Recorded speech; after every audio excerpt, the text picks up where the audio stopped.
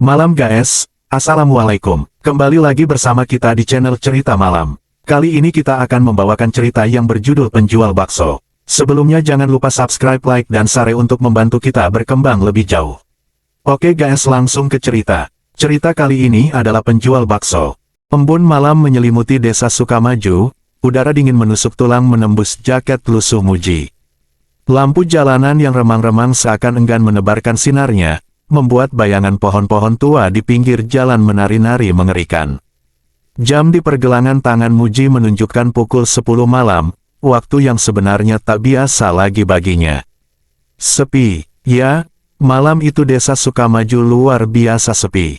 Biasanya, aroma masakan dari rumah warga masih tercium samar-samar, anak-anak kecil masih asyik bermain kejar-kejaran, dan suara obrolan warga yang berkumpul di pos ronda masih terdengar sayup-sayup.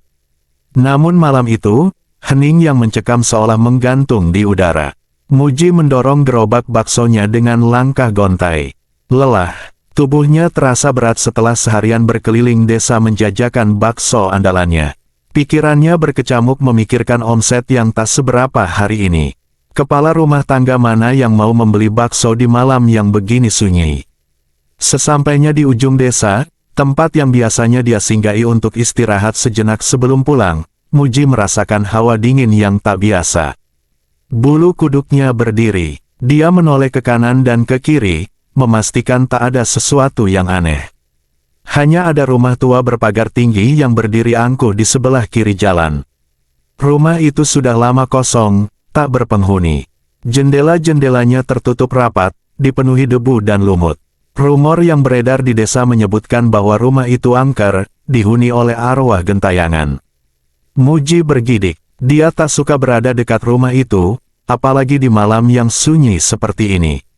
Namun, saat dia hendak memutar balik gerobaknya untuk pulang, tiba-tiba terdengar suara seruan dari balik pagar rumah tua itu. Suara itu, suara laki-laki separuh baya, memanggil namanya dengan nada pelan namun menusuk jiwa.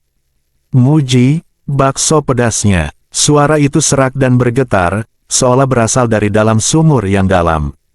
Muji terpaku, jantungnya berdetak kencang. Tak ada seorang pun yang pernah berani mendekat rumah tua itu, apalagi malam-malam.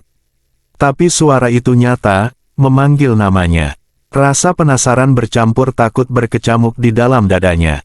Dia melirik ke gerobak baksonya, lalu ke rumah tua itu bergantian. Kepalanya menoleh ke kanan dan ke kiri, berharap ada orang lain yang mungkin mendengar suara itu. Namun, tak ada siapapun. Hanya kesunyian malam yang semakin mencekam. Ingin kabur, tapi rasa penasaran dan dorongan naluri bisnis bagaimanapun, pelanggan adalah raja, membuat Muji memberanikan diri. Dia mendekati pagar rumah tua itu perlahan-lahan, degup jantungnya nyaris memecahkan gendang telinganya. Siapa itu? Tanya Muji dengan suara bergetar. Muji melangkah dengan ragu-ragu mendekati pagar rumah tua itu. Suara yang memanggilnya tadi terhenti, digantikan oleh keheningan yang semakin mencekam. Dia mengintip ke balik pagar besi yang sudah berkarat dan berlumut. Di baliknya, hanya terlihat halaman rumah yang dipenuhi rumput liar dan semak belukar yang tumbuh tak terurus. Dengan napas yang tertahan, Muji memberanikan diri untuk memanggil lagi. Ada orang di sana. Suara itu kembali terdengar, kali ini lebih jelas, masuklah, nak. Aku ingin membeli bakso pedasmu. Muji ragu-ragu, naluri waspadanya berteriak kencang, menyuruhnya untuk pergi menjauh dari rumah tua ini. Tapi entah kenapa, ada rasa penasaran yang tak tertahankan. Dia ingin mengetahui siapa yang berani berada di tempat angker ini, apalagi malam-malam. Akhirnya, dengan langkah gontai dan perasaan takut yang bercampur aduk, Muji mendorong gerobak baksonya mendekati pintu pagar yang berderit saat dibuka. Di dalam halaman, suasana semakin remang-remang. Hanya cahaya redup dari lampu jalanan yang samar-samar menembus dedaunan pepohonan yang rimbun. Di sini, nak, kata suara itu lagi, berasal dari arah teras rumah tua. Muji mendorong gerobak baksonya lebih dekat lagi. Sosok laki-laki separuh baya, kurus kering dengan wajah pucat pasi, berdiri di teras rumah. Matanya yang cekung menatap Muji dengan intensitas yang membuat bulu kuduk Muji berdiri. Pria itu mengenakan baju koko lusuh dan kain sarung yang kotor. Penampilannya seram, persis seperti hantu-hantu yang biasa diceritakan oleh orang tua di desa. "Mau beli bakso pedas?" "Iya, Pak," tanya Muji dengan suara bergetar. Laki-laki itu mengangguk. "Ya, Nak, aku dengar bakso kamu yang paling pedas sedesa Sukamaju. Benarkah?" Muji sedikit lega. "Alhamdulillah, biasanya orang senang dengan rasa pedasnya," jawabnya sedikit lebih percaya diri. "Tolong buatkan aku 3 mangkok bakso yang paling pedas." "Ya, Nak," pinta laki-laki itu. Muji mulai menyiapkan pesanannya dengan cekatan. Dia menuangkan kuah kaldu yang sudah mendidih ke dalam mangkok, lalu memasukkan isian bakso sapi, tauge, mie kuning, dan pangsit. Tak lupa dia menambahkan sambal ekstra pedas sesuai permintaan. Lampu petromak yang biasa digunakan Muji untuk menerangi gerobaknya agak redup karena minyaknya hampir habis. Cahaya remang-remang itu semakin menambah suasana mencekam di halaman rumah tua. Tangan Muji bergetar sedikit saat menuangkan sambal ke dalam mangkok. Dia berusaha untuk fokus pada pekerjaannya, mengalihkan perhatiannya dari sosok pembeli yang aneh ini. Setelah beberapa menit, 3 mangkok bakso pedas pun siap disajikan. Aroma gurih kuah kaldu bercampur dengan wangi harum bawang goreng dan aroma menyengat dari sambal memenuhi udara malam. Muji membawa ketiga mangkok bakso itu ke teras rumah tua. Laki-laki separuh baya itu menatap mangkok bakso di hadapannya dengan sorot mata yang berbinar. "Wah, baunya luar biasa," ujarnya pelan.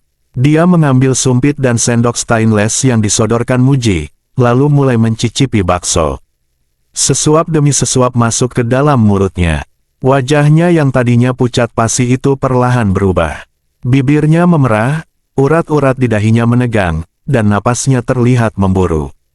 Namun, alih-alih terlihat kesakitan, laki-laki itu justru menunjukkan ekspresi yang aneh. Matanya terpejam, tubuhnya sedikit bergoyang, dan dia mengeluarkan suara desahan nikmat. "Enak sekali," serunya sambil terus melahap bakso dengan lahap. "Rasanya luar biasa, pedasnya luar biasa. Aku belum pernah merasakan bakso seenak ini." Muji melongo melihat reaksi pembeli misterius itu. Biasanya, orang yang memakan bakso super pedasnya akan kepedasan dan kewalahan. Mereka akan berkeringat, megap-megap, dan bahkan ada yang sampai menangis. Tapi, laki-laki ini justru terlihat seperti sedang menikmati makanan terenak di dunia. "Mau tambah lagi, Nak?" pinta laki-laki itu, suaranya sedikit tersendat karena kepedasan namun dengan nada penuh semangat. "Tolong buatkan aku 1 mangkok lagi." Muji semakin terperangah. Muji masih terpaku melihat reaksi tak biasa pembeli misterius itu. Rasa penasaran bercampur takut semakin berkecamuk di dalam dadanya. Biasanya, orang yang memakan bakso super pedas buatannya akan kewalahan dan bereaksi berlebihan. Tapi, laki-laki separuh baya ini justru seperti orang kesetanan, melahap bakso dengan lahap dan meminta tambah.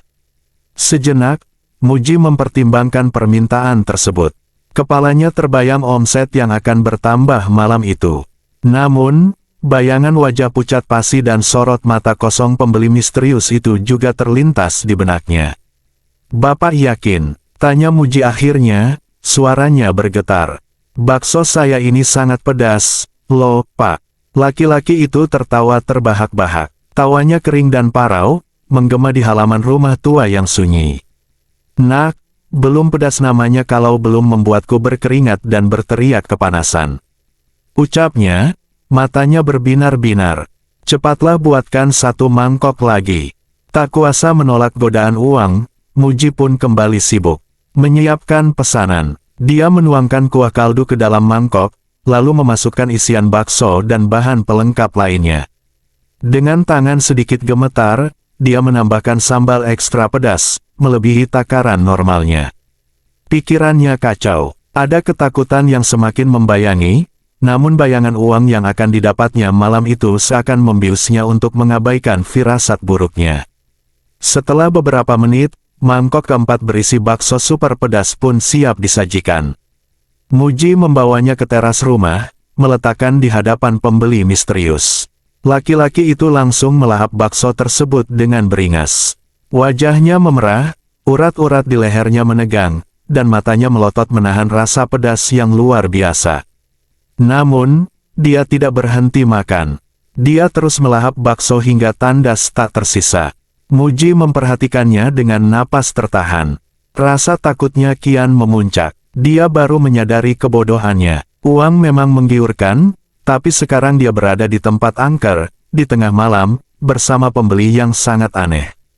Enak sekali, terang laki-laki itu, suaranya serak karena menahan kepedasan. Benar-benar luar biasa, dia menyandarkan dirinya ke tiang teras, terengah-engah. Muji memberanikan diri untuk bertanya, "Jadi, berapa semuanya, Pak?" Laki-laki itu merogoh sakunya, wajahnya mulai terlihat panik. Dia mengaduk-aduk saku baju kokonya yang lusuh, lalu membalikkan sakunya celana sarung yang kotor. Namun, tak ada yang ditemukannya. "Aduh, nak," gumamnya, suaranya bergetar. "Aku lupa membawa uang." Muji langsung merasa kesal. Rasa lelah dan takut yang selama ini dipendamnya meledak seketika. "Kalau tidak punya uang, jangan beli, Pak," bentaknya. "Saya sudah buang-buang tenaga dan bahan untuk membuat bakso ini." Laki-laki itu tertunduk. "Maafkan aku, nak," ucapnya lirih. "Aku memang tidak membawa uang."